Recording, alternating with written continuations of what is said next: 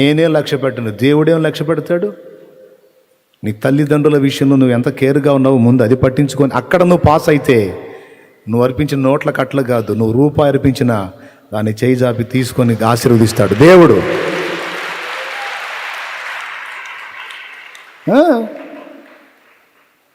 భేద విధవాలు వేసింది 2 కాసులే.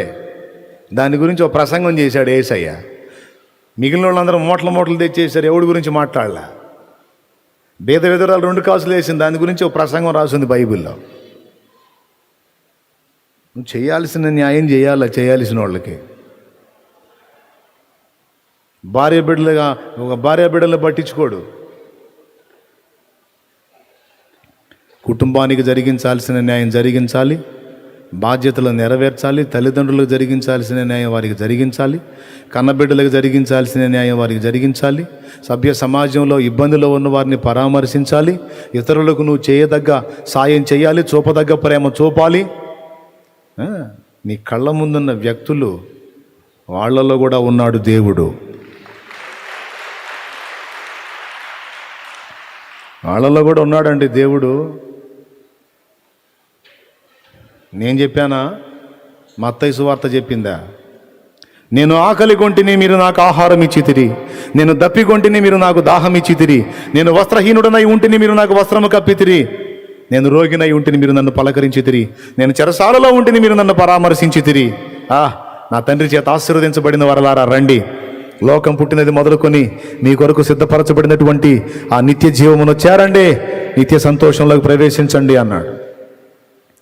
అప్పుడు కుడివైపునున్న వారు, ప్రభువా నీవెప్పుడు ఆకలి కొంటివి, నీకెప్పుడు ఆహారం ఇచ్చితిమి, నీవెప్పుడు దప్పికొంటివి, నీకెప్పుడు దాహమునికిచ్చితిమి, నీవెప్పుడు వస్త్రహీనుడివై ఉన్నావయ్యా, నీకు వస్త్రాలకి ఏం కొదవు ప్రభువా, నువ్వెప్పుడు వస్త్రహీనుడివై నా దగ్గరికి వచ్చావయ్యా, నీకెప్పుడు బట్టిచ్చానయ్యా, నేను నీకెప్పుడు వస్త్రం ఇచ్చానయ్యా, నువ్వెప్పుడు రోగివై ఉంటివి ప్రభువా, నువ్వెప్పుడు చెరసాలలో ఉంటివి ప్రభువా. అప్పుడు ఆయన ఇచ్చే సమాధానం ఏంటో తెలుసా? ఈ నా సహోదరులలో ఒకరికి చేస్తే అది నాకు చేసినట్టే అన్నాడు. ప్రైజ్ ది లార్డ్, హల్లెలూయా. ఈ నా సహోదరులలో ఒకరికి చేస్తే అది నాకు చేసినట్టే.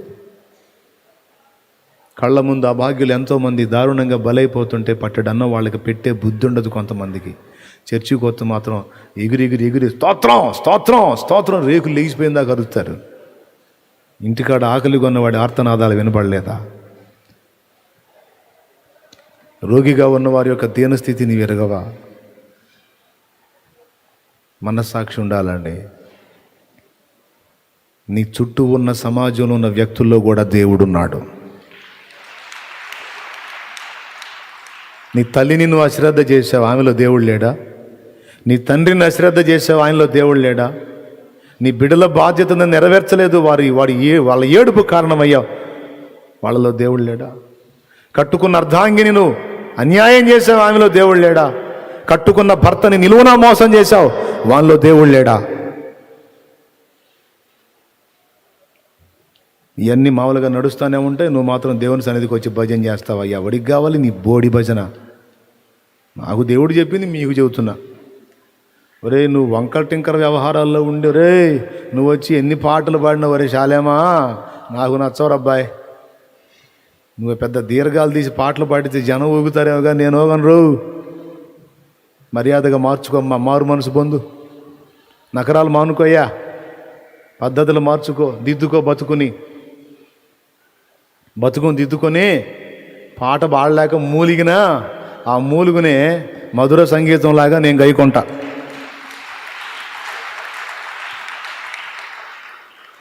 అయ్యా శాలేమా, ఇదమ్మా పద్ధతే, నా మార్గంలో రాయ్యా, నీ మార్గాల్లో రావాకు. నీ త్రోవలు వేరు, నా త్రోవలు వేరు, మీ నడత వేరు, నా నడత వేరు, మీ తలంపులు వేరు, నా తలంపులు. జనం మెచ్చుకుంటున్నారని, జనం పొగుడుతున్నారని జనాల భజనను చూసి మురిసిపోవాకు నాన్న. నేను మెచ్చుకోవాలమ్మా, నేను మెచ్చుకోవాలి. నీ బయట అవతారాన్ని జనం చూస్తారు, వాళ్ళకి నువ్వు మంచోడివి, నీ రహస్య జీవితం నాకు తెలుసురా, నేను మెచ్చుకోవాలి నిన్ను. నా మీద నేను చెప్పుకుంటున్నా. ఇప్పుడు మీరేం చేయాలి? పెద్దగా? మీరు నాకు చెప్పాలా? దేవునికి స్తోత్రం. ఎవరికి వాళ్ళు చెప్పుకోవాలి. పచ్చిగా చెప్తున్నా నేను. మారు మనసు పొందాలి, వంకర టింకర నడత సరి చేసుకోవాలి. ఆ తర్వాత తీసుకురా నువ్వు దేవుని దగ్గరికి. నువ్వు ఏ స్థితిలో తెచ్చినా, నువ్వు ఎంత తెచ్చినా, అసలు తేలేని స్థితిలో నువ్వు ఉన్నా, అసలు నువ్వు వస్తుంటేనే సంతోషపడతాడు.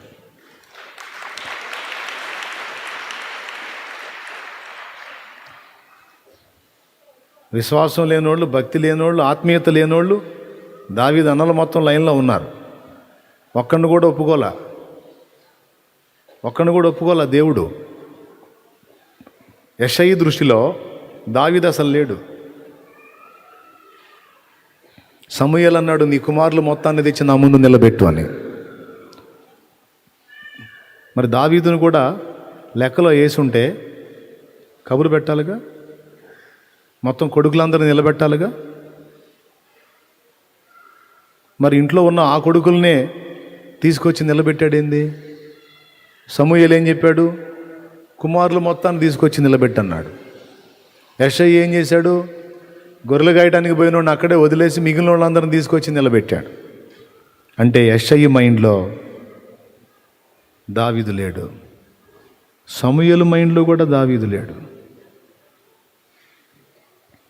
దావీదు అన్నల మైండ్లో దావీదు లేడు, దావీదు ఊరి ప్రజల మైండ్లో దావీదు లేడు, ఆఖరికి దావీదు మైండ్లో కూడా దావీదు లేడు. కానీ దేవుని మనసులో ఉన్నాడు. హల్లెలూయా. దేవుని మనసులో ఉన్నాడు. ఫస్ట్ వాడు వచ్చాడు, చూశాడు, ఇది అవతారం చూస్తే బాగానే ఉన్నాడు కానీ దేవుడు ఏందో వీడి విషయంలో మాట్లాడట్లేదు, పక్కకు పంపించు. రెండో వాడు వచ్చాడు, మళ్ళీ ప్రార్థించాడు, దేవుడే మాట్లాడాల, పక్కకు పంపించమన్నాడు, పంపించు. 1 2 3 4 5 6 మొత్తం పక్కకి వెళ్ళిపోయారు. ఇద్దరు తెల్లముఖం వేసుకొని చూశారు. అక్కడ ఉన్న వాళ్ళందరూ ఖాళీ అయిపోయారు, మొత్తం పక్కకి వెళ్ళిపోయారు. అప్పుడు అడిగాడు సమూయేలు, ఏమయ్యా నీకున్న కొడుకులందరూ వీళ్ళేనా, ఇంకెవరన్నా ఉన్నారా అని అడిగాడు. ఇంకా నువ్వు కడసారి వాడు ఉన్నాడు కానీ వాడు చిన్నోడు, అందుకని గొర్రెలకి పంపించాను అన్నాడు. ఏమయ్యా నీకేం చెప్పా, ముందేం చెప్పా, నీ కొడుకులందరిని తెచ్చి నిలబెట్టమన్నాగా, పిలిపించోయా బాబు, పిలిపించో. అప్పుడు సస్తా బతుకుతా పిలిపిస్తే వాళ్ళంత దూరం నుంచి వస్తూ ఉండగానే అదిగో నేను కోరుకొనిన వాడు వచ్చుచున్నాడు, పోయి అతని మీద తైలం పోయి, నూనె పోయి.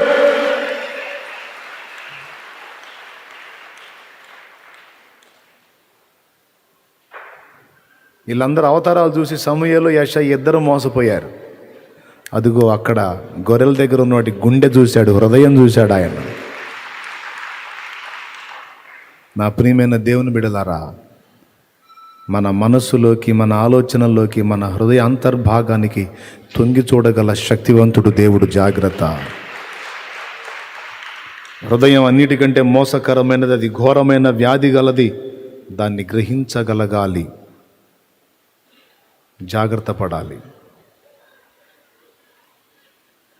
కయ్యను దగ్గర ఈ తత్వం కనపడింది, అందుకే యాక్సెప్ట్ చేయలే. ఎందుకంటే వాడు అవిధేయుడు. వాడి అర్పణనే దేవుడు అంగీకరించాలంటే ముందు వాడు నచ్చాలి. వాడు నచ్చలా, పద్ధతులు బాగాలేవు. దేవుడు ఒకటి చెబితే వాడు ఒక రూట్లోంచి వస్తున్నాడు, నచ్చలా.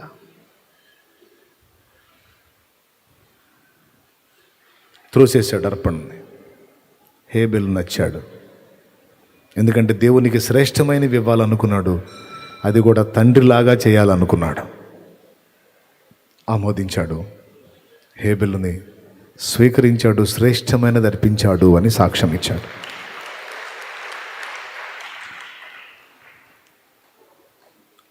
దేవుని మార్గంలో వస్తావా, నీ మార్గంలో వస్తావా? ఇప్పుడు పరలోకం పోవాలంటే మార్గాలు ఎన్ని ఉన్నాయండి? ఒక్కటే మార్గం, ఆ మార్గం పేరు యేసు.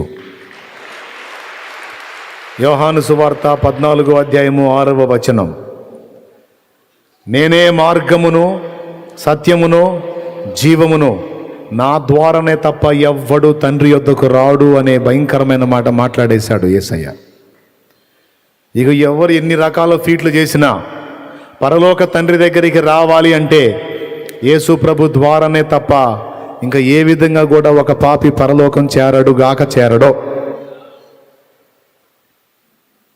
యేసు ప్రభువును ఒప్పుకోవాలి, ఆయన్ని ఆశ్రయించాలి, ఆయన రక్తంలో పాపాలు కడిగేసుకోవాలి, ఆయన బలిని నమ్మాలి, ఆయన సిలువను నమ్మాలి, ఆయన మరణ పునరుద్ధానములు 3వ నాడు తిరిగి లేచాడని నమ్మాలి, ఆయనను అంగీకరించి ఆయన ప్రభువు అని ఒప్పుకొని మారు మనసు పొంది బాప్తిస్మం పొంది అప్పుడు రక్షింపబడతాడు ఒక మనుష్యుడు. ఇది దేవుని చట్టం, దేవుని రూల్. నువ్వు నడువు నడవకపో నాకు అనవసరం. నడిస్తే నువ్వే వస్తావు, వాడికి నడవకపోతే రేపు తేలిద్ది. అప్పటిదాకా ఈ మాటలు చెప్పి నేను పిచ్చోళ్ళలా కనపడవచ్చు, వెర్రోళ్ళలా కనపడవచ్చు, ఏం పర్లా అనుకో, నీ ఇష్టం వచ్చినట్టు అనుకో. రేపు మాత్రం నీకు ఉంటుంది. అప్పుడు గుర్తొస్తా నేను, ఒరి వాడు మొత్తుకుంటానే ఉన్నాడు, నేనేంది ఇంత పిచ్చితనంగా చేశానేందని రేపు నిత్యను నోరు కొట్టుకుంటావు, కొట్టుకున్న ప్రయోజనం ఉండదు, అగ్నిగుండానికి పోతావు. నీ రక్షణకు దేవుడు చూపించిన మార్గంలో నేను ప్రయాణం చేయాలి. ఆ మార్గము యేసే.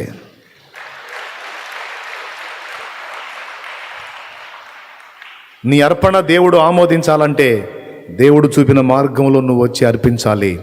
అసలు ముందు నువ్వు అంగీకారం కావాలి, ఆ తర్వాత నీ అర్పణకు విలువ ఉంటుంది.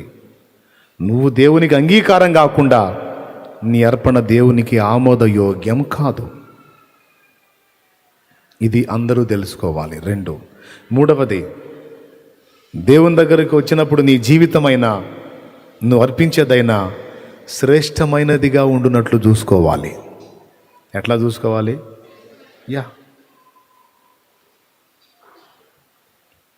రోజులన్నిటిలోనికి మొదటి రోజు ఏదండి? వారములో మొదటి రోజు ఏది? ఆదివారం ఎందుకు ఆరాధన దినం ఏర్పాటు చేశారో తెలుసా? అపోస్తలులు ఎందుకు కూడుకున్నారో తెలుసా? వారములలో ప్రథమ వారము ఆదివారమే. ఆది అంటే ప్రారంభము. అంటే ఏమి నేర్పారో తెలుసా? దేవుడు మన రోజులలో చివరి రోజు కాదురా బాబు, మొదటి రోజు ఉండాలి. యూదుల ఆచారంలో విశ్రాంతి దినం శనివారం. వారంలో చివరి రోజు ఏది? ఆది, సోమ, మంగళ, బుధ, గురు, శుక్ర చివర. కానీ అపోస్తలులు ఏం చేశారు? యేసు మరణించి పునరుద్ధానుడైంది ఆదివారం. కాబట్టి ఇక నుంచి దేవుణ్ణి మనం సమీపించేటప్పుడు చివరిలో కాదు, వారపు ప్రారంభంలోనే, ఆదిలోనే మనం ఎంటర్ అవ్వాలి. దేవునికి మనం శ్రేష్టమైన స్థానం ప్రారంభంలోనే ఇవ్వాలని ఆదివారం ఆరాధన దినంగా వాళ్ళు కూడుకున్నారు. ఇది బైబిల్ చెప్తున్న సాక్ష్యం. కొరింథీ పత్రికలో అలాగే అపోస్తల కార్యాల్లో వారు ఆదివారం చందా పోగు చేశారు, ఆదివారం ప్రభు బల్ల తీసుకున్నారు అని ఉంది. చూడండి, కొరింథీలోకి రాసినటువంటి మొదటి పత్రిక, త్వరగా తిప్పేసేయండి పరిశుద్ధ గ్రంథాన్ని. మొదటి పత్రిక 16వ అధ్యాయం 2వ వచనం. మీలో ప్రతివాడును, అమ్మా ఆ వారాన్ని పెద్దగా చెప్పు. ప్రతి ఆదివారమున, అదమ్మా ప్రతి ఆదివారము మీలో ప్రతివాడును తాను వర్ధిల్లిన కొలది తన యొద్ద కొంత సొమ్ము నిలువ చేయవలెను. అది చందా పోగు చేయకుండా, నేను వచ్చినప్పుడు చందా పోగు చేయకుండా ప్రతి ఆదివారమున మీలో ప్రతివాడు తాను వర్ధిల్లిన కొలది తన యొద్ద కొంత సొమ్ము నిలువ చేయవలెను. దశమ భాగము 20%, 10% కూడా కాదు. కొత్త నిబంధన పద్ధతి ఏంటంటే నువ్వు ఎంతగా వర్ధిల్లుతావో పరిశుద్ధుల అక్కర కొరకు నువ్వు అంతగా దాచిపెట్టాలి, దేవుని పని కొరకు వినియోగించడానికి అన్నాడు. స్తోత్రం. వర్ధిల్లిన కొలది. అయితే ఏ వారం? రైట్, ఆదివారమున చందా పోగు చేయమన్నాడు, నిల్వ చేయమన్నాడు ఆదివారానికి. అంతేకాదు అపోస్తల కార్యం 20వ అధ్యాయము 7వ వచనంలో ఆదివారమున మేము రొట్టె విరుచుటకు కూడినప్పుడు అన్నాడు. అంతకుముందు అక్కడే ఉన్నారు కానీ రొట్టె విరవలేదు. ఆదివారమున మేము రొట్టె విరుచుటకు కూడినప్పుడు. ఆదివారం ప్రభు బల్ల తీసుకున్నారు. అపోస్తల కార్యం 20వ అధ్యాయము 7వ వచనం. కాబట్టి అపోస్తలులు ఆదివారాన్ని హైలైట్ చేశారు. ఆదివారం స్పెషల్గా వారు కూడుకున్నారు. ఆదివారం వారు కానుక సమర్పించారు. ఆదివారం వారు ప్రభు బలను సమీపించారు. కాబట్టి ఆదివారం కంటిన్యూ అయింది మనకి. ఎంతమందికి అర్థమైంది? ఆదివారం వారంలో ప్రారంభం, మొదటి రోజు. కాబట్టి ఇప్పుడు మన వారంలో శ్రేష్టమైన రోజు ఏది? ప్రారంభ దినమే. గనుక మన వారంలో ఆదివారం శ్రేష్టమైన రోజు గనుక ఆ రోజు మనం దేవునికి స్పెషల్గా కేటాయించాలి. కొంతమంది ఆ రోజును కూడా లోకానుసారమైన పనులు కేటాయించి ఆ రోజు కూడా దేవుని సన్నిధిని కనబడరు కొంతమంది. తప్పు. ఎప్పుడన్నా నీ పరిస్థితులు అనుకూలించక మిస్ అయితే దేవుడు అర్థం చేసుకుంటాడు. కానీ ఆదివారాన్ని నువ్వు నిర్లక్ష్యం చేస్తే ఖచ్చితంగా తేడా పడతావు. ఆదివారం మొదటి రోజు, నువ్వు దేవుడికి ఇవ్వవలసిన రోజు. సో వారములో శ్రేష్టమైన దినమును దేవునికి నువ్వు కేటాయించాలి. ఆ ఒక్క చోటే కాదు, ఆ డేనే కాదు, నీ యవన జీవితంలో, నీ యవన శక్తిలో శ్రేష్ఠ భాగం దేవుని పనికి ఖర్చు అవ్వాలి. దేవుడు నీకు ఇచ్చే ఆశీర్వాద సమృద్ధి ధనం అనుకో, ఆ ధనములో శ్రేష్ఠ భాగం దేవుని కొరకు ఖర్చు అవ్వాలి. దేవుడు నీకు ఇచ్చినటువంటి పదార్థం కానీ, వస్తువు కానీ, ప్రాణి కానీ ఏదైనా ఉంటే అందులో శ్రేష్టమైనది దేవుని సన్నిధికి చేరాలి, దేవుని సన్నిధికి చెందాలి. నీ అర్పణలో శ్రేష్ఠ భాగమా, కొదువ భాగమా అనేది కనిపెడతాడు ఆయన. అర్థమైందా? నువ్వు ఏ బుద్ధితో ఇస్తున్నావు? ఇచ్చే నీ బుద్ధి, నీ మనసు, నీ దాతృత్వం ఏంటి? ఇతరులకు నువ్వు హెల్ప్ చేస్తున్నావో లేదో చూస్తాడు. నేను మళ్ళీ చెప్తున్నా, నువ్వు చర్చికి వస్తున్నావు దేవుని సన్నిధిలో ఏదో కానుక వేద్దామని, కానీ వచ్చే త్రోవలో చాలా హృదయ విదారకమైనటువంటి స్థితిలో ఒక పర్సన్ నీకు కనబడ్డారు. నేనే చెబుతున్నా, ఆ వ్యక్తిని చూసి నువ్వు దాటి రావద్దు. ముందు ఆ వ్యక్తి చేతులు అది పెట్టేసిరా. ఆ వ్యక్తి చేతులు అది పెట్టేసిరా. పర్వాలా, దేవుడు ఆమోదిస్తాడు. ఎందుకు పెట్టావు, నువ్వు ఎక్కడ తీసుకొచ్చి ఎందుకు వెళ్ళేది అనడు. లేదా దేవుని కొరకు కొంత ప్రత్యేకించి ఉంటే, అది కాకుండా అదనంగా నీ దగ్గర ఉంటే అది వేసి దేవునికి భద్రపరచు. లేదు, నీ దగ్గర ఉన్నదే అది అనుకో, నిర్దాక్షిణ్యంగా పెట్టే. నేనే చెబుతున్నా, నేనైతే పెడతా. ఇంకొకటి ప్రత్యేకంగా తీసి వానికి ఇవ్వడానికి, దేవునికి ఇవ్వడానికి నా దగ్గర లేనప్పుడు, దేవా ఈ వ్యక్తిలో నువ్వే ఉన్నావు అనుకోని, ఇది నీకు ఇస్తున్నట్టుగానే ఇస్తున్నా, ఈ వ్యక్తిని బాగు చేయి, ఈ వ్యక్తిని ఆదుకో, ఈ వ్యక్తికి పోషణ ఇవ్వని చేతిలో పెట్టి వస్తాను. హల్లెలూయా, హల్లెలూయా. అర్థమైందా?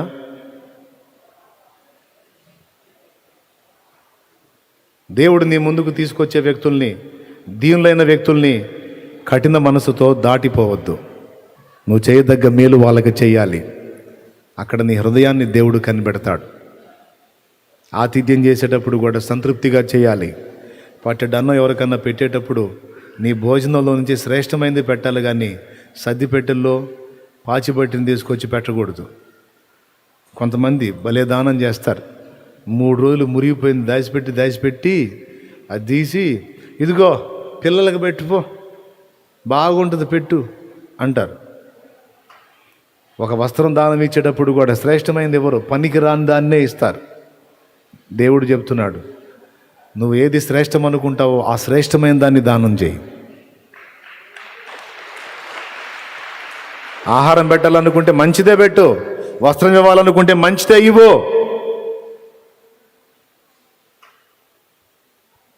దేవునికి మొక్కుబడి చేస్తుంటారు కొంతమంది. కొక్కెర రోగం తగిలిన కోడిని, గాలికుంటు తగిలిన గేదెని, గాలికి తిరిగే కొడుకుని,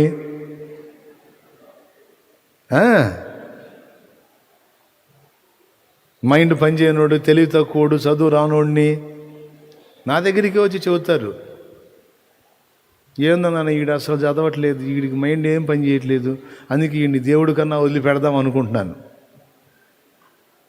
చదువు వచ్చినోడు బాగా పనికి వచ్చేవాడేమో లోకానికను నీకను, ఈ మెంటలోడు, ఈ చదువు రానోడు, ఆ చదువుడేమో నాకా.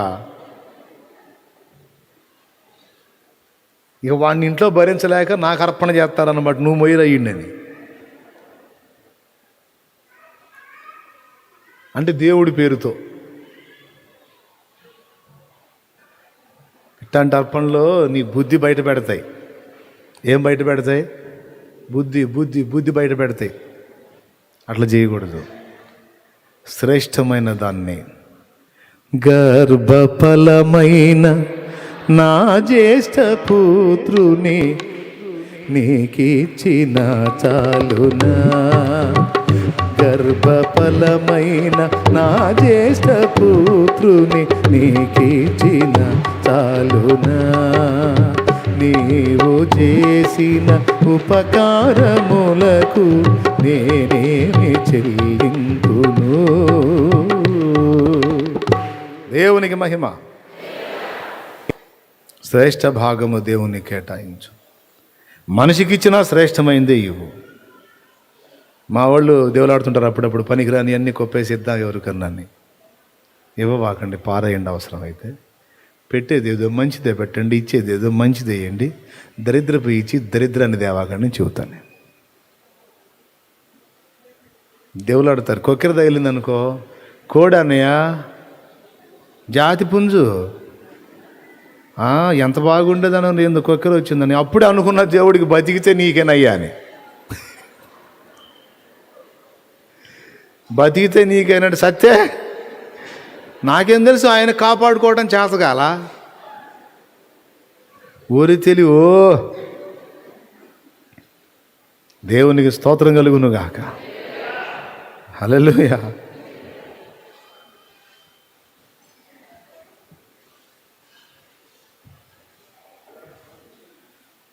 ఏదైనా శ్రేష్టమైనది అనేది మర్చిపోవద్దు.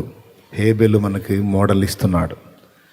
జీవితంలో కూడా అండి, యవన జీవితం అంతా లోక సంబంధమైన చెత్తకు తగలేసి సరుకంతా అయిపోయినాక ప్రార్థన ఇక సేవ చేయాలనుకుంటున్నాను. జీవితంలో 3 భాగం లోకానికి తగలేసి, దేవుడు పిలిచినా, ఎంత పిలిచినా, ఎన్నిసార్లు మొత్తుకున్నా రాకుండా తగలేసి సరుకంతా అయిపోయిన తర్వాత ఇక కళ్ళు కనపడో, కాళ్ళు పని చేయి. ఇప్పుడు సేవ ఏం చేస్తాడు? ఇప్పుడు సేవ ఏం చేసిద్ది? అందుకే చెబుతున్నా, అన్నీ బాగున్నప్పుడే, అన్ని లైన్లో ఉన్నప్పుడే చెయ్యాలి దేవుని సేవ. శ్రేష్టమైన జీవితాన్ని అంతా లోకానికి తగలేసి సరుకంతా అయిపోయినాక ఇప్పుడు దేవుడి కోసం బతకాలనుకుంటున్నాను అంటే ఇంకెవరి కోసం బతుకుతా? ఇంకెవరి కోసమైనా బతకడానికి ఏమైనా అవకాశాలు ఉన్నాయండి? ఇంకెవరికి పనికిరావుగా. ఇంట్లో పట్టించుకోరు, బయట పట్టించుకోరు. సరుకు అయిపోయిన ఎవడు పట్టించుకుంటాడు? ఏం చేద్దాం, ఏ టైర్ అయినా పట్టించుకునేవాడు ఒకడు ఉన్నాడు.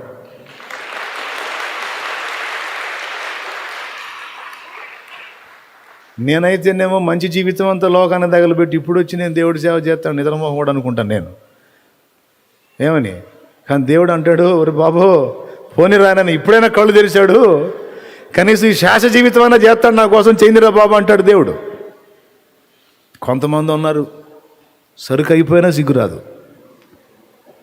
70 ఏళ్ళు పైబడి ఉంటాయి. బామ్మ ఇంక బాప్తీసం పొందొచ్చు కానీ ఇప్పుడేం తొందరలే అంటుంది మొన్న ఒక ఆమె. 70 ఏళ్ళు దాటిని బాప్తీసం పొందవే బామ్మ అంటే ఇప్పుడేం తొందరలే అని చిన్న పిల్లలాగా. మరి ఇంకెప్పుడు తొందరపడాలనుకుంటుందో, మరి ఇంకా బొందలగడ్డలో పోయినా తొందరపడిద్దో నాకు అర్థం కావట్లా. నేను చెప్పేది ఒట్టి కాదు, కూర్చున్న వాళ్ళు, ఇక్కడ కూర్చున్న వాళ్ళు కూడా ఉన్నారు. సంవత్సరాలు అయితే దేవుడిని తెలుసుకొని బాప్తీసం అందరూ ఈ లైవ్లో వినేవాళ్ళు కూడా ఉండి ఉంటారు ఎక్కడన్నా. అందుకే మాట్లాడుతున్నాడు దేవుడు.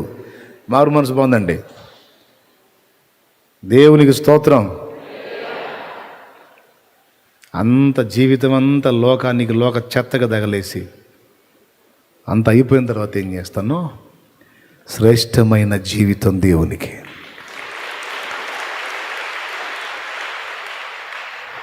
అందుకే తెగించి సేవకు వచ్చాను నేను. నా జీవితంలో శ్రేష్టమైనదంతా దేవునికే ఖర్చు అవ్వాలి. నా భోగాలకి, నా ఆనందాలకు కాదు, నా యేసుకు ఖర్చు అవ్వాలి అనే ఈ శ్రేష్ఠ జీవితాన్ని దేవునికని 21 సంవత్సరంలో దేవుణ్ణి తెలుసుకున్న, 24 ఏళ్ల ప్రాయములో దేవుని పనికి పూనుకున్న, ఇప్పటిదాకా చేస్తానే ఉన్న దేవుని కృపలో 25 ఏళ్ల ప్రాయములో దేవుని పనికి పూనుకున్నా. నా లైఫ్ వ్యర్థం కాల, అర్థవంతంగా ఖర్చు అయింది. ఇంకా చాలా చేసేది ఉండే, ఇంకా నా ఫీలింగ్ అదే, ఇంకా చాలా సరిగా చేయలేదు నేను అని. ఇంకా చేయాలి. ఈ సరుకు అయిపోయిందంటే ఇంకా చేయలేము. దేవుడిచ్చిన యవన రక్తం, యవన శక్తి అంత లైన్లో ఉండగానే ఉరకాలి దేవుని కోసం. నా గటి మీద చెయ్యిని వేసి వెనుకకు చూడక సాగడి వారిని, నా గటి మీద చెయ్యిని వేసి వెనుకకు చూడక సాగడి వారిని, భారము కలిగి సువార్త గింజలు భారము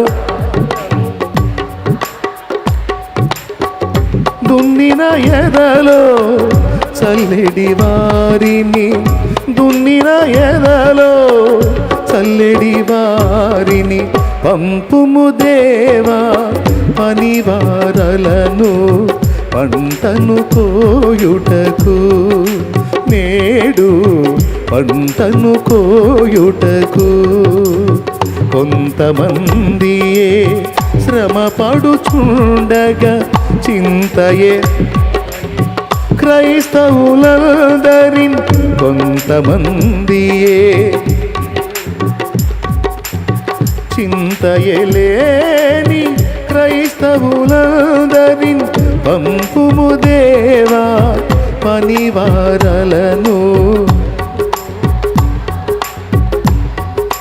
నేడు. దేవునికి మహిమ. కొంతమంది జ్ఞానవంతులు ఉంటారు, కష్టపడి ఒక పక్క జాబ్ చేసుకుంటానే, పని చేసుకుంటానే మరో పక్క దేవుని సేవ చేస్తూ ఉంటారు. తెలివి, వివేకం. ఫ్యామిలీ రొటేట్ కావాలంటే కష్టపడి వర్క్ చేయాలి. ఇదే టైంలో మరి దేవునికి శ్రేష్టమైన జీవితకాలం ఖర్చు అయిపోతే ఎట్లా? ఏది లోకానికి, దేవుని కోసం ఖర్చు అవ్వాలి. అందుకని జాబ్ చేసుకుంటానే, కుటుంబానికి సమాధానం చెప్పుకుంటానే, దేవునికి సమాధానం చెప్పటానికి 2 పనుల్లో కష్టపడతారు. పౌల్లాగా వాళ్ళు ధన్యులు. అలాగైనా చేయాలి. శ్రేష్టమైన భాగం దేవుని కేటాయించాలి. లైఫ్లో కూడా, టైంలో కూడా. ఎవరికి వాళ్ళు పరిశీలించుకొని జాగ్రత్త పడండి.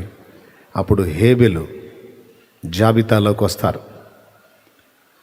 అట్లా కాకుండా నీ మార్గాల్లో ప్రయాణం చేసి ఏదో అరాకొరా దేవుడు అన్నట్టుగా ఉంటే కయ్యూను క్రమంలోకి వెళ్ళిపోతావు. ఓకేనా?